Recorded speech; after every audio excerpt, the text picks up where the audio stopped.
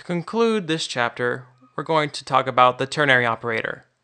This operator is used when there is a decision to be made when assigning a value or to a variable.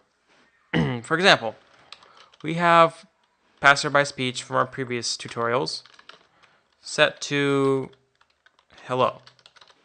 And then we're going to have our response, let's say called me, equals hi if, so we're writing the conditions in line along with the value, if passerby speech equals hello, don't forget the double equal sign, hello, or passerby speech equals hi, else hey.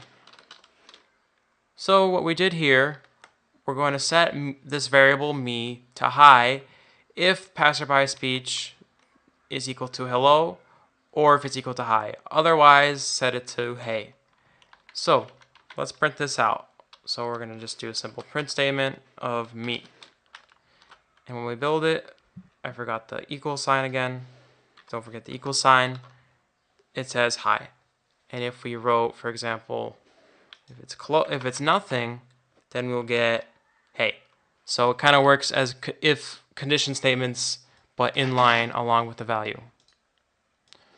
So this can also be done with numbers and other variables. So let's do a equals 3, a equals, and then after that we set a equal to 7 if 2 to the power of 3, 3 to the power of 2, that is better, is greater than 9.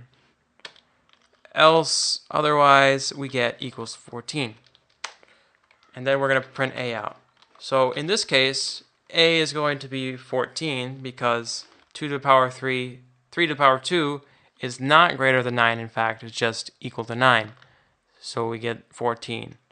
So if we change this to, for example, 3 to the power of 3, which is true, we'll get 7. So we basically reassigned a's value using the ternary operator.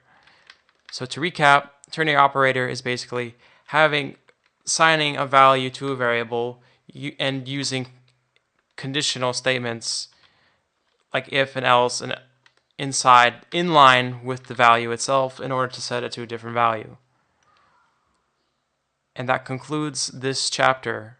Tune in next time for our next tutorial.